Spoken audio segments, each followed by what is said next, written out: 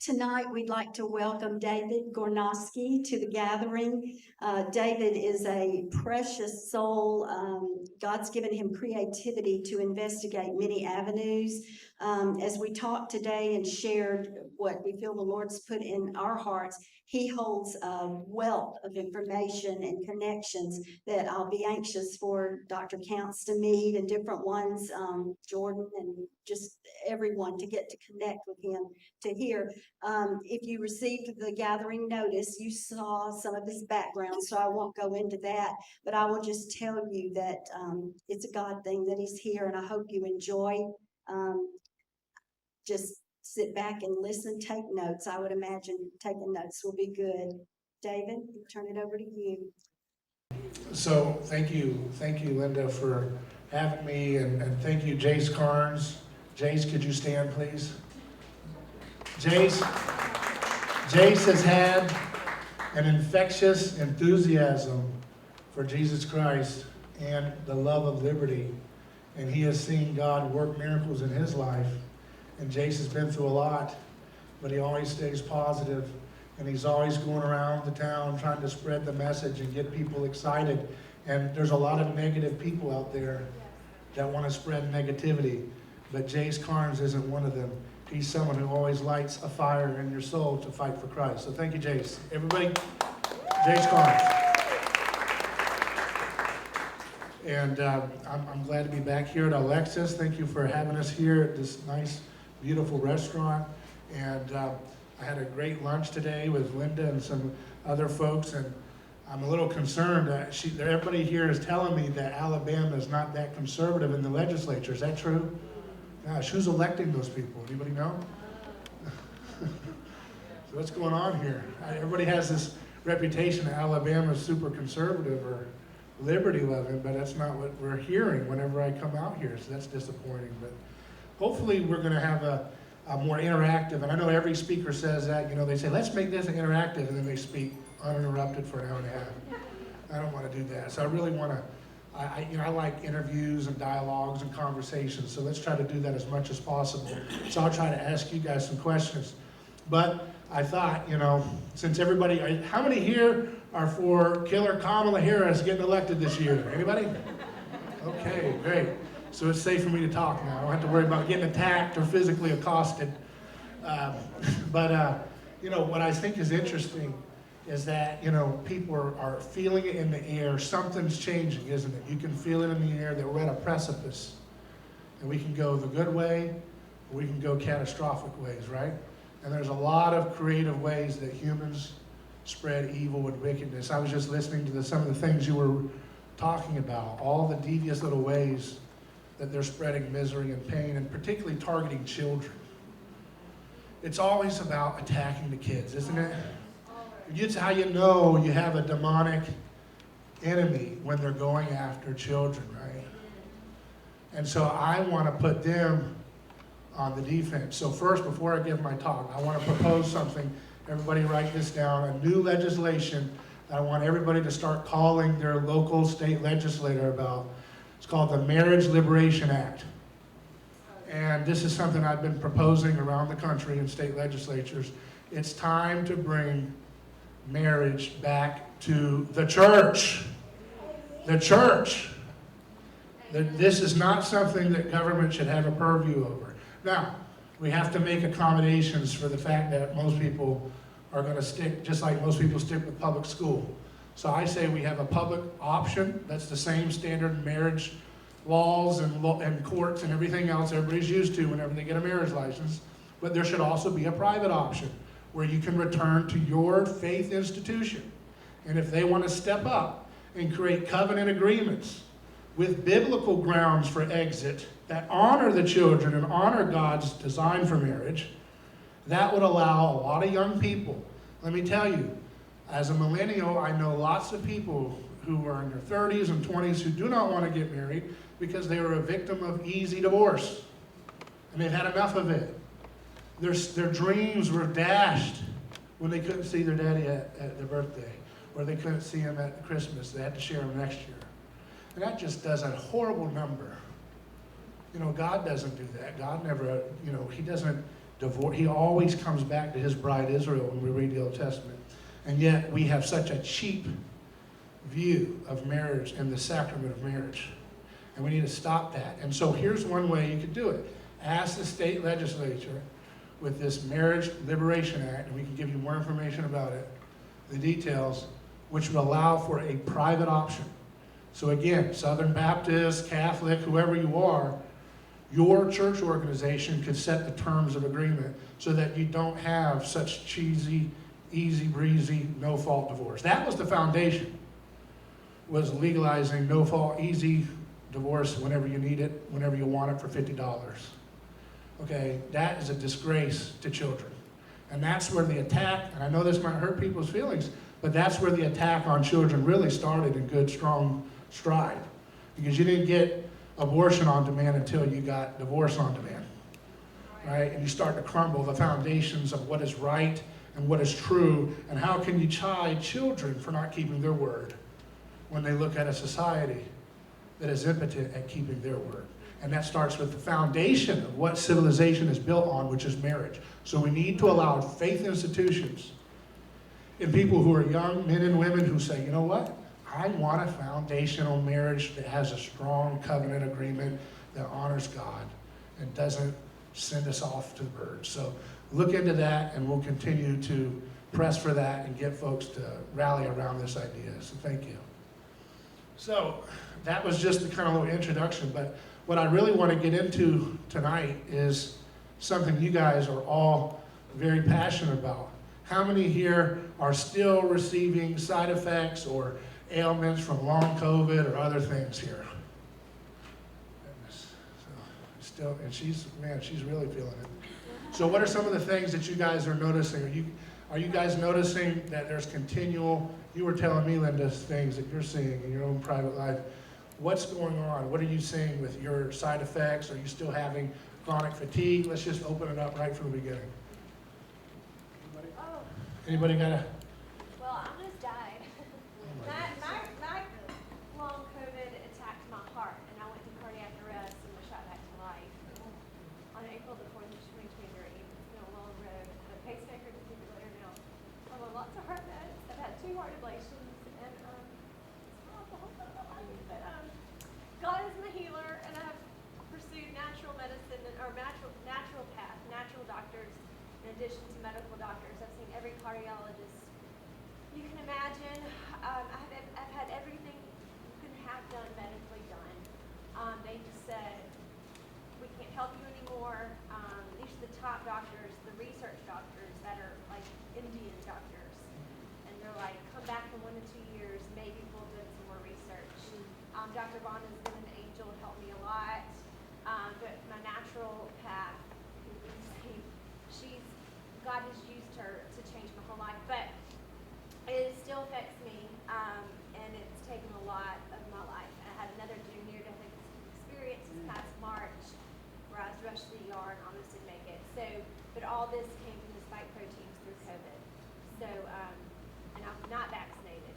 I would be dead. Dr. Vaughn said, if the spike proteins I received through COVID were enough to almost kill me, I would have received a whole lot more with the vaccines, and the way it affected me would have taken my life. So it's about God's grace, and I'm grateful for medicine. I'm grateful for doctors and the ER and ambulances and all of that. I needed all of it. But as far as long-term health care, there's nothing they can do.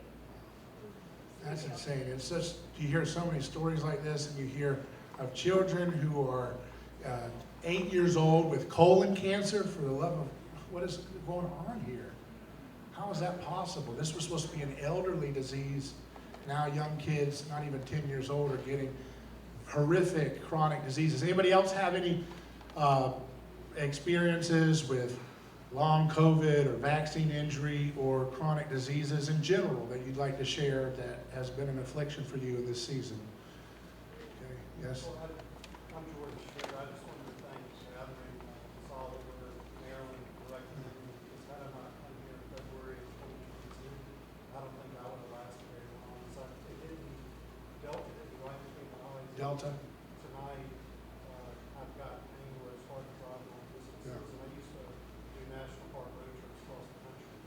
You know, so I haven't driven out of town in Yeah. 3.5 years, but I can do the villages, but thanks to MedHelp 280, Jordan Barnes' system, I got put on the stairway back, cost $15, and it stopped a lot of it bounced from right between the eyes to COVID cough, it took 3 years to get over, and then I still have post-exertion malaise and fatigue, where I'll go walk 5 to 8 miles, Yeah. and the next day just walk. Yeah, he's a young, fit guy, and he's got fatigue, he's got eye inflammation, it's a disaster. But it should happen, but we're gonna fix it, right? We're gonna stand together. I just have faith. Yeah. I never lost faith. I never got anxiety. I never got depressed. I just would say righteous anger. Yeah. Like Christine Anderson, great member of European Parliament Yeah. in Germany, said, I will make my very existence an act of Yeah. defiance. So that's the attitude I have. But yeah, it's frustrating because I haven't been able to resume my career. I used to work in healthcare, travel the country, Debilitating, huh? and basically I just work part-time projects and all.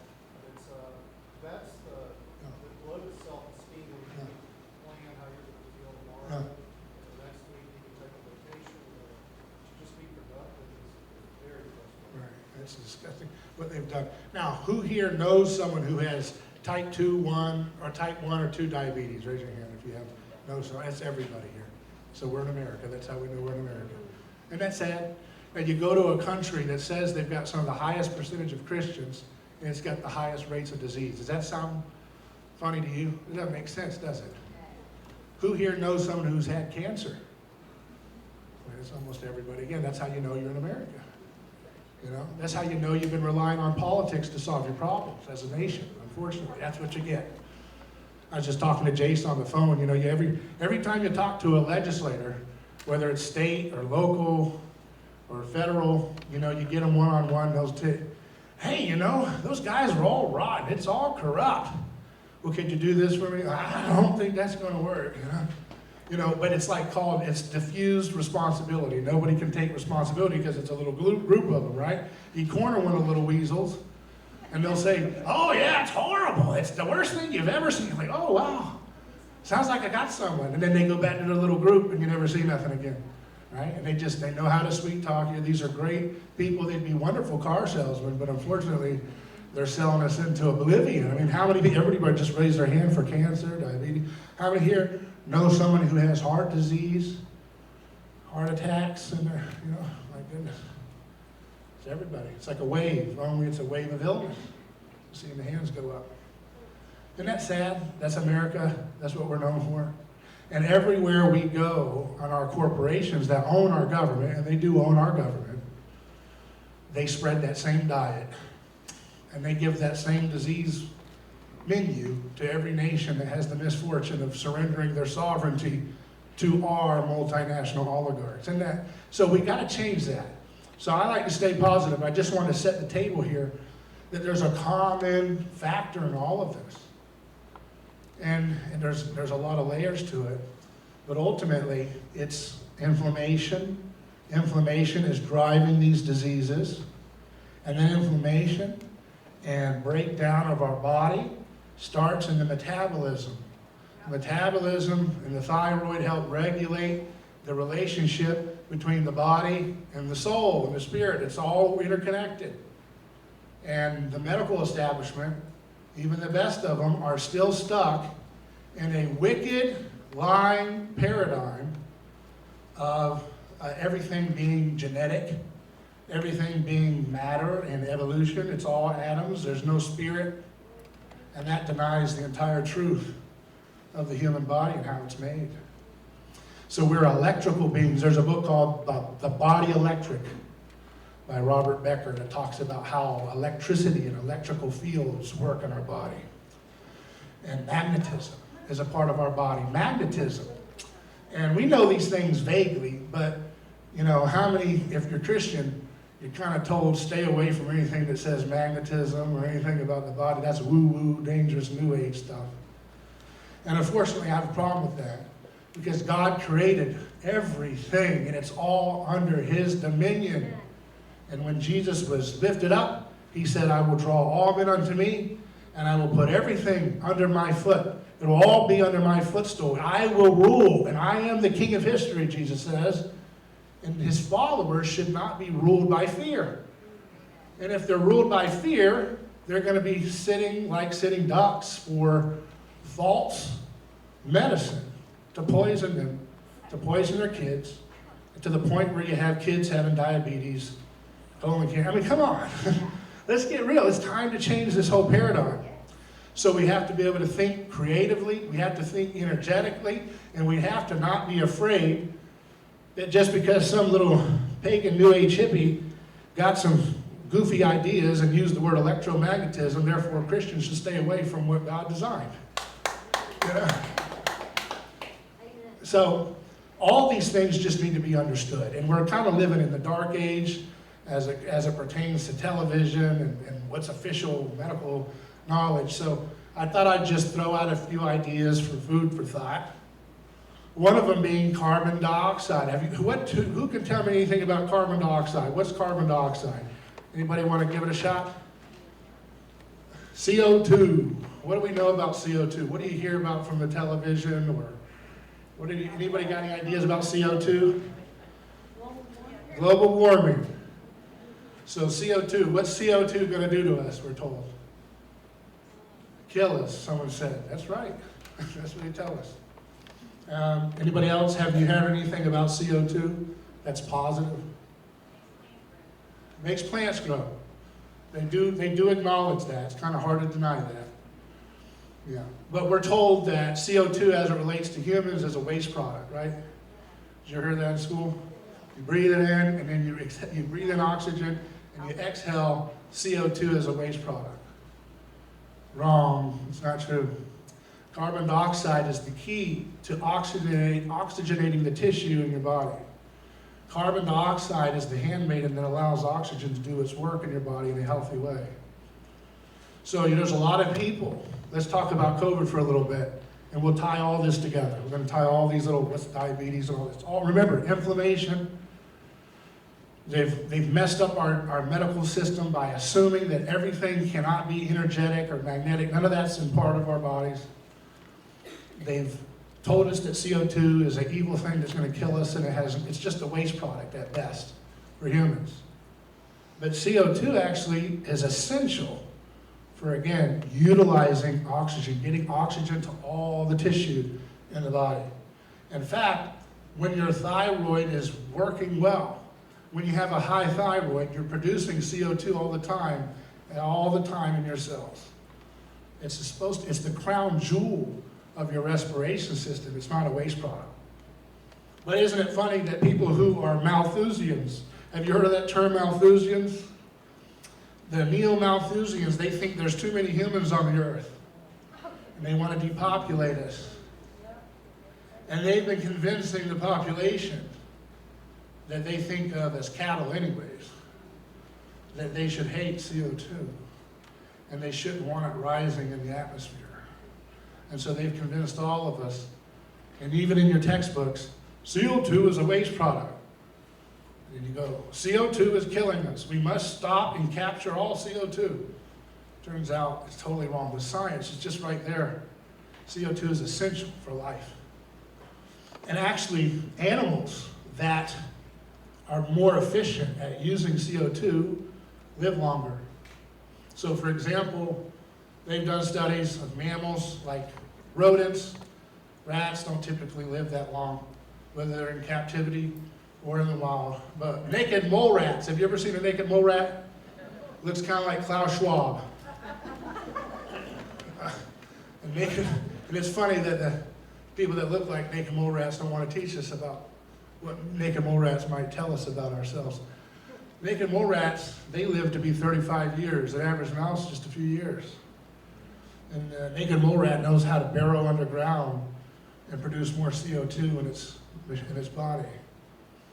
The life insurance agencies, they don't lie because they make their money based on figuring out what kills you, right? So who lives the longest? Who has the highest average lifespan? People who live at high altitude. When you're at high altitude, the higher you go, the more your body retains CO2 in all of its tissues. Okay? So CO2 is essential for a healthy metabolism. When your metabolism becomes impaired, it doesn't produce CO2. It produces a cascade of stress hormones, and those stress hormones are behind the things that these individuals have shared because of long COVID or vaccine injury, and they're behind the chronic diseases, all the underlying foundation. When your body does not produce CO2 because your thyroid is impaired, because of toxins and pollutions in the world, your body builds up lactic acid. This is stuff you don't hear about, is it? You don't hear about it. What is this?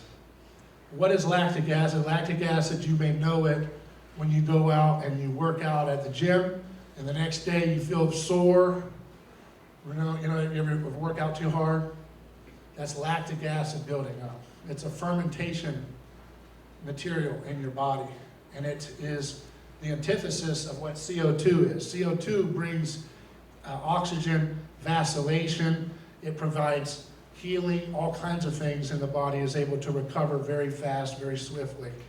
Whereas lactic acid is the foundation for cancer, diabetes, heart disease. Those are always present, a high amount of lactic acid buildup in the body. Any questions, or anybody have anything to chime in so far? What's that? Yeah, well, it's important to go to the gym, but you don't, over exertion creates stress in the body, creates inflammation, and a high presence of lactic acid. So you want to do good exercise, but you don't want to overexert to the point where you create chronic stress in the body. Have you heard about runners, people who are marathon runners? They look at their heart and it's worse, as if they were a couch potato their whole life. Massive inflammation. Massive inflammation.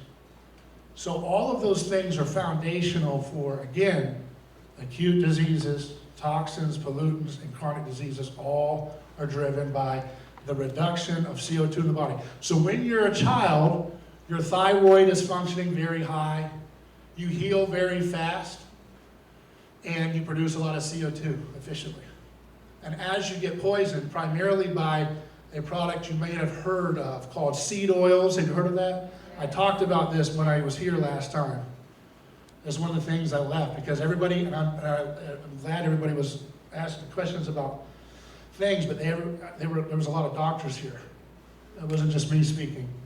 And everybody kept wanting a pill to take. And I had to get up and say, guys, these pills are one thing, but you're really going to want to take some more holistic measures, like getting seed oils out of your body. They're disgusting. They're toxic engine lubricants. You don't want to put them in your body. And we've demonized things that God created because we think we know better than God. We think we know, like the Tower of Babel. I can build with my own might something that can reach the heavenly powers on my own. So everybody was having heart disease starting to rise in America, and they said, let's blame Grandma's butter. Oh, yeah. Grandma's butter did it, right? She's easy to pick on. Where's Grandma's butter lobby? So she got really hit hard, and lard and tallow, right? There was a little small group. They had a one-room office. You might have heard of them. You might have listened to them with great reverence for many years. The American Heart Association. They were a small little group. Nobody ever heard of them. Nobody cared about them. And they got along with a group called Procter & Gamble. You ever heard of them? And they had a product called Crisco, the new fat of the future. Hydrogenated vegetable oil. This is going to replace Grandma's dangerous butter and lard. So they said, hey, we'll put you on the map. We'll do shows if you tell everybody that Crisco is the new fat for your heart. And so the American Heart Association they went from a nobody to the top. And they went on TV shows, radio shows. This next program is brought to you by Crisco. Remember how they used to sound? This is what the American Heart Association recommends every day. You eat that, and it's going to create inflammation. It's going to reduce your thyroid's ability to produce CO2. It's going to create a chronic state of lactic acid. which is going to impair your ability to heal properly. And that's the foundation. Go look and see. Go fact check me on any of these things. Go look and see. Cancers are always in a foundation of lactic acid, fermented. It's like a fermentation taking place in the body.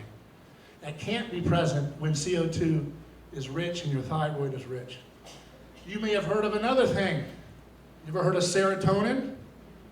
Right? All these people who have mental health issues, losing their minds, wanting to destroy the country that they live in, wanting to change their gender, feeling like they're not their self, unless they have mutilation surgery. All these things are related to excess serotonin in the body, which is, again, something that comes out when your thyroid is impaired and your CO2 is inefficient and you produce lactic acid, and you start to create a cascade of chronic stress hormones in the body. So when you're young, God designed us to live an abundant life. Amen. And when you're young, let me tell you an example for the healing properties that we don't even have scratched, we haven't even scratched the surface of understanding, and myself included. I'm on a journey in this. But when you slice they've had stories, little children have lost the tip of their finger, the whole nail, all of it chopped off in some incident. If they don't mess with it, the doctors have shown this. And you put like a cigar cap around it. You ever seen those cigar holders for cigars? And you put the little cap top on the tip of the finger, it'll regrow a whole new finger. A whole new nail, perfect, beautiful. It's not abnormal. It's not off-brand looking. It's the full, beautiful nail of that child right back where it should be. And that's because when you limit oxygen exposure, CO2 is able to be retained in the tissue and the healing properties that salamanders and newts, they have a high CO2 ability. They regrow their limbs and tails and everything. Children are so efficient metabolically, if all things being equal, if they're not being poisoned by chicken nuggets.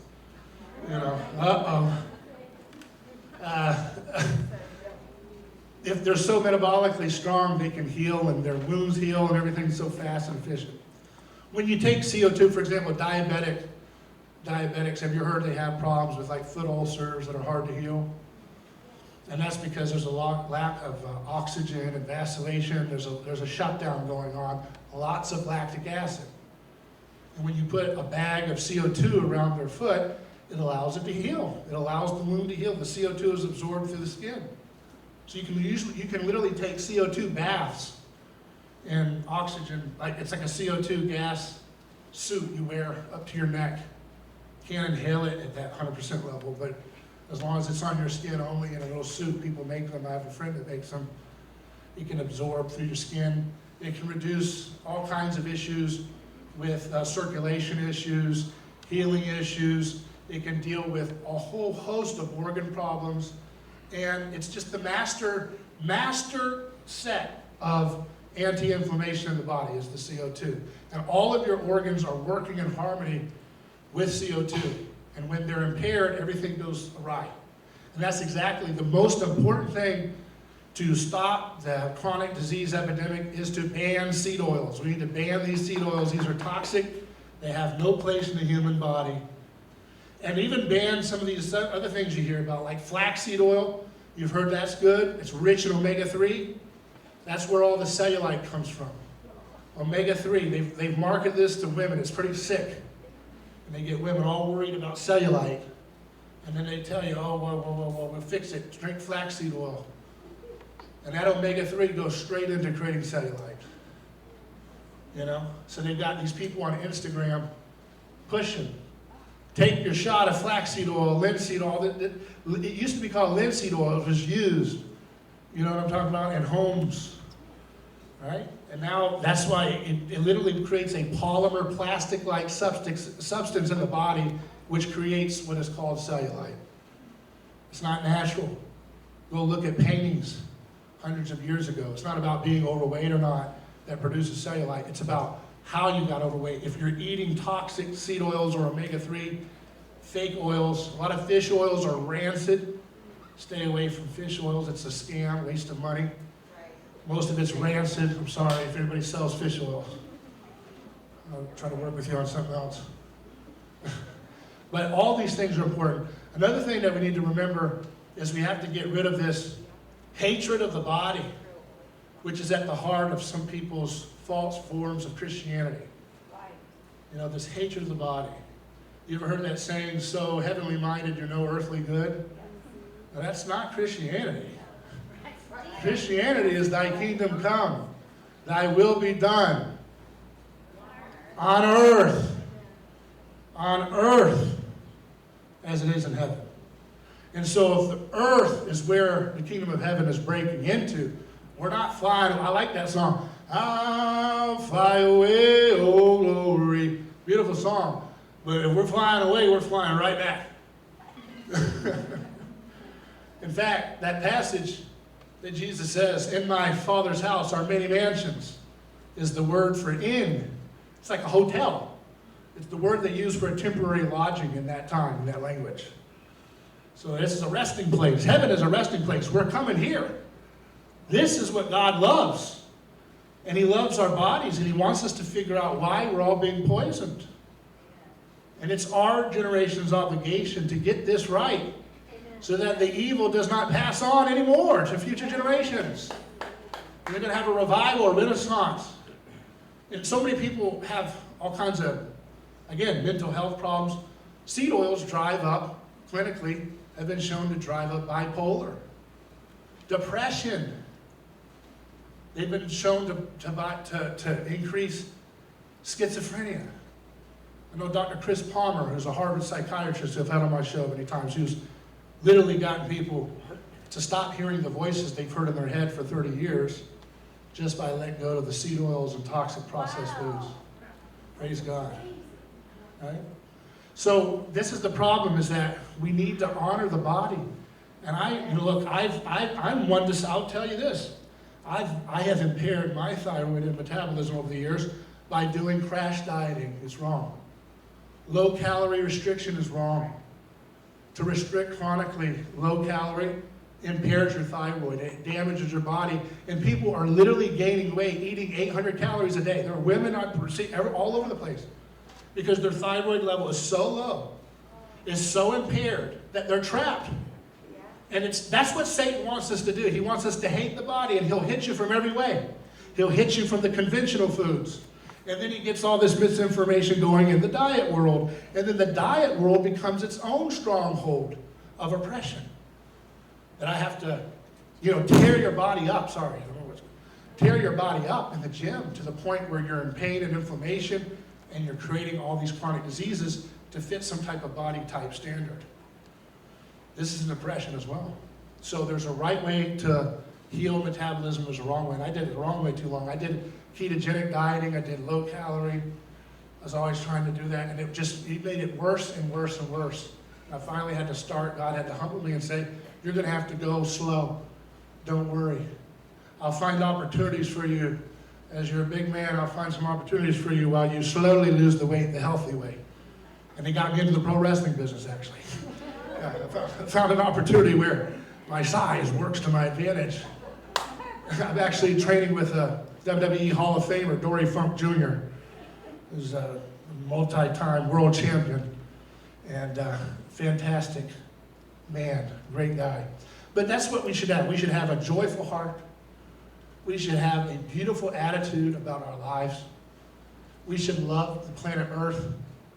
When you look at the language that's used in Genesis to describe the creation, it's the same pattern and language used in the scripture to describe the building of the temple of God. This is meant to be God's home. This is meant to be his tabernacle. And we human beings are the crown jewel of his temple. And he wants to dwell here. Right? And so that's what I want people to think about tonight, is how we can really rethink the problems that we're in today. And I think that, CO2 is something that can be used in creative ways. I want to create clinics where people can go free of charge to have CO2 inhalation and CO2 on the skin to start healing diseases and afflictions, diabetic ulcers, inflammation, all these things. Right now, we should be starting these clinics right here in Mountain Brook. I want to start them in Florida and wherever else that my audience, because my audience is I have a national program, and wherever there's demand for it and opportunity, let's build free of use clinics sponsored by donations. Let's get the church to roll up its sleeves and realize that it has an obligation to get out of the church and get into the community and get this empire redeemed in the name of Jesus Christ. So you look at what you see on television. It's doom, it's gloom. Oh, CO2 is rising, we're doomed. No, CO2 rising means plants are going to grow better. I'm doing research right now where we can take little trees, little saplings, little cutlings. I used to work in the citrus industry. I used to have some interest in that business. And you can take these little trees and using innovative technologies, including, here's a few. Did you know that plants can increase their yield by 1/3 playing classical music? You ever heard about the Bible saying that creation sings, the trees praise for joy? This whole earth has got a sound and a music to it. The Sound of Music wasn't lying. You know the hills are alive. The Bible is where they get this stuff from, you know? And so when you put beautiful music, I played this for my cows.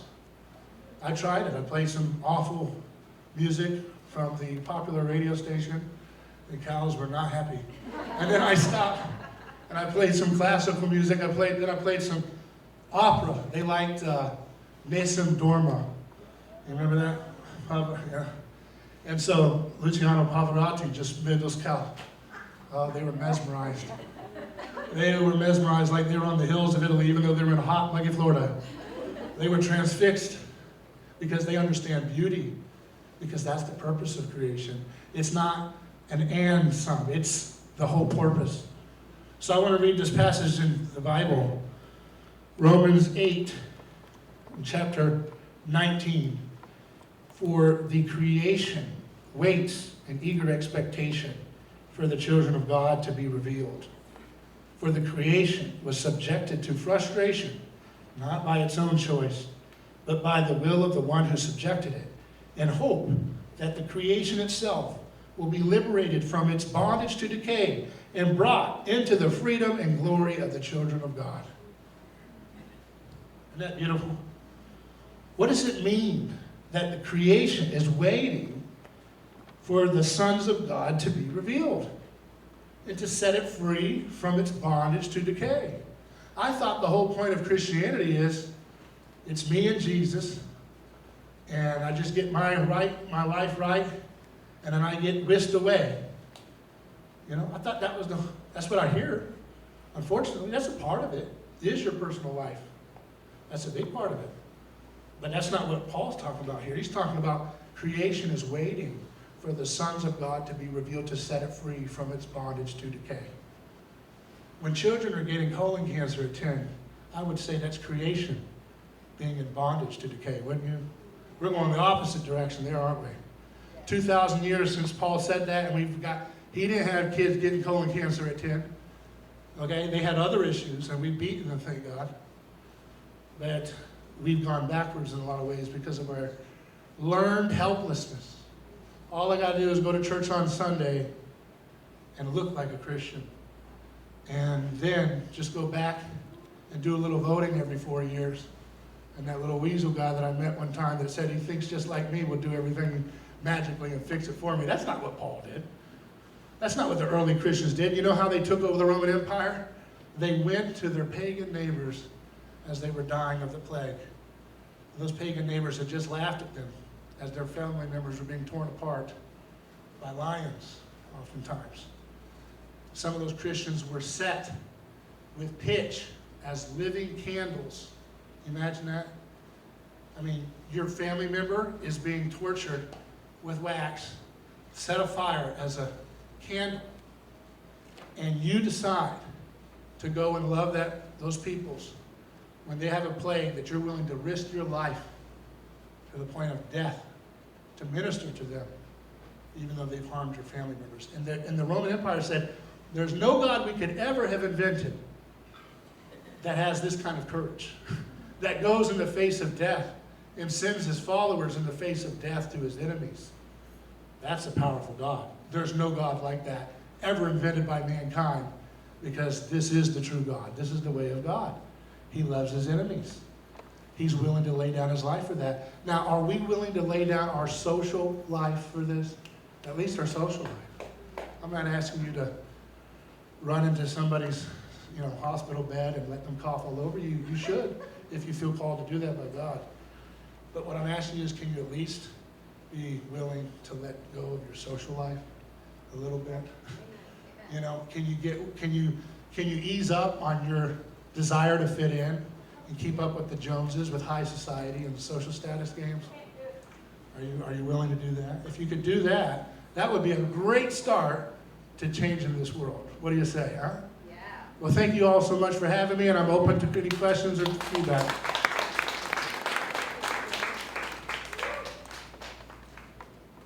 you tell us a little about your background, what you do, and all that? Well, I've worked in, my father was a pastor, and he passed away last year. And part of that journey of watching him, he ministered, and he had a tough affliction, series of different afflictions. And he was bedridden because of medical malpractice. They don't know how to, it's not medical malpractice, that's the standard practice is malpractice. I'll give you an example since you brought that up, the background.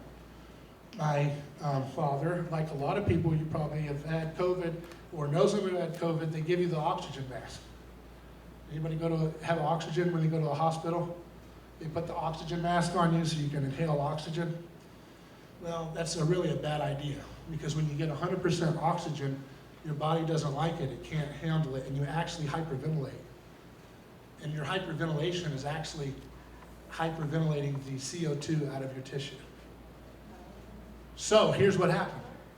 My uncle passed away during the COVID malpractice standard of care because he came in with his oxygen level too low. And so he goes in there and they say, oh, we're going to give you an oxygen mask. And they said, oh, you're hyperventilating. You need to calm down, sir, calm down and just relax. No, that's what it does. Your body wasn't meant, when you're breathing in this air, it's not 100% oxygen. You got a whole mix of different different gases. And your body likes a blend. They used to use in hospitals a product called Carbogen. In Carbogen, you would inhale oxygen with about 5% CO2. And that allowed for effective healing. And then they did a big scare campaign to scare CO2 out of medicine. It was very effective. And they demonized it to this day. So, they have my uncle on an oxygen mask, hyperventilate. Sir, calm down. Making you hyperventilate. Sir, it's your problem. You've got to relax. He's still hyperventilating. Okay, we've got to sedate him and put him on a ventilator. And that's going to force it now. Now you're forcing too much oxygen with a mechanical ventilation, and so many people died that way, including him. So that is everything that's wrong with our system. But it's not just COVID. Do not let COVID be in isolation and go back to the standard of care and everything else. Let's rethink all of it. Yes. Let's rethink all of it. But yeah, so my background, I worked in radio, and then I created a national podcast. I'm a writer. I write for outlets, the American Conservative, Newsmax, different outlets like that. So I'm just happy to be here and share the message and hopefully start creating, that word they don't like to use, community organizer. We need to organize, and this is what Linda and Jace and other folks, community organizers, staying in the fight, and not just talking about it, about who we're going to elect, but I'm talking about real, amazing, boots on the ground stuff. I want to see free of charge therapies, research centers, resource centers, educating people, and using outside the box things like ubiquitous carbon dioxide, which you can't patent Pfizer, so they'll never promote it. Anybody else? Okay, yes, can I just say something? So y'all may have heard or seen on VidShoot or Rumble the documentaries Vaxxed 1 or Vaxxed and then Vaxxed 2. They came out a long time ago, pre-COVID, about exposing the evil and harm of vaccines, childhood vaccines. Anyway, they're excellent. You must see them. But Vaxxed 3 is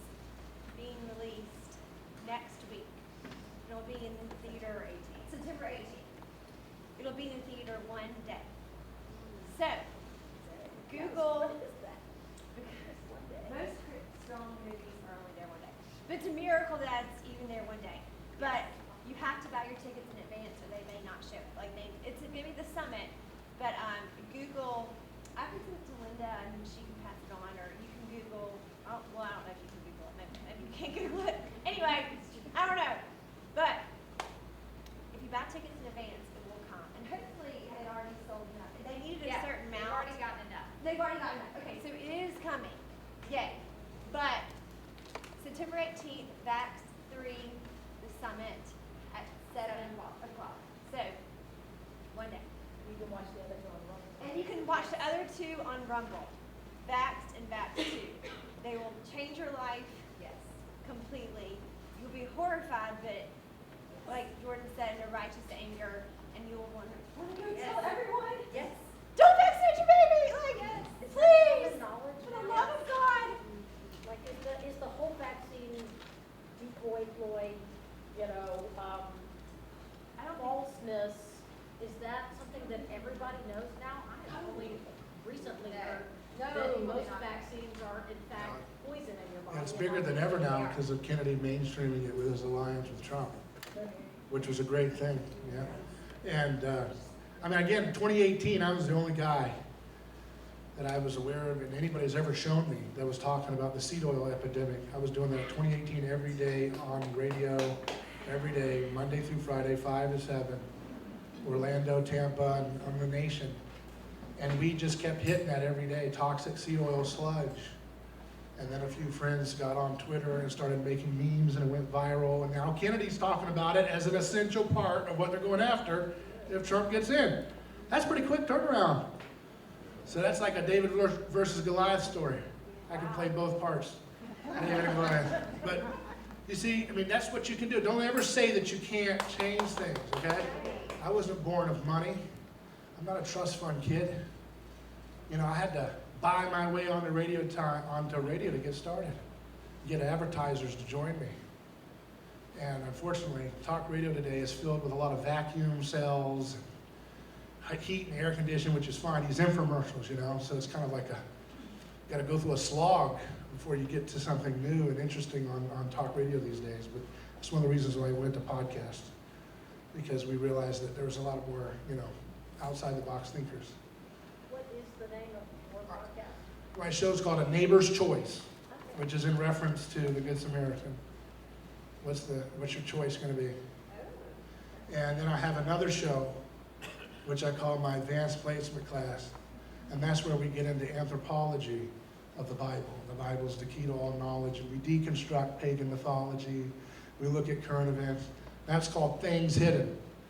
And then my health show I do is called Seed Oil Survival, SOS. Seed Oil Survival. And then the other one that I do is Science and You. And that's because I think that this is a co-host of mine. His name is Dr. Yu, and he's a top physicist in the aerospace industry. And he created a new theory of everything that I think gives credence much better to the biblical God than the current false physics paradigm that we're living under. And you have to remember physics, I'll give you this a little tangent, but it's important. Physics is the holy of holies of this scientism religion. I want you to think about this. You got to know thy enemy. Remember who said that? And he understood that you have to figure out how they work. And at the core of scientism, which is the worship of these high priests of science, is the domain of physics. And there's a lot of great people there, but unfortunately the foundations are dogmas that are not true. Relativity, quantum physics, these are really just mysticism for atheists and agnostics. And when we get physics right, we'll get the understanding of the atom right. And then when we get the atom right, we'll get the cell right. When we get the cell right, we get the body right. Right? And it starts to work out from there. So you got to start from the foundation and rethink it all in the name of Jesus Christ. Because God wants us to subject all things, because all things are under Him. And here's another thing. Jesus says, go and be like me. You will do greater things than me. Do we take that seriously? We're afraid to take that seriously, aren't we? And when you hear that passage, it makes you scared. I don't want to talk about that publicly. Why are you saying that publicly, David? What are you saying? That's scary. What are you trying to say? Well, I'm just saying what Jesus said.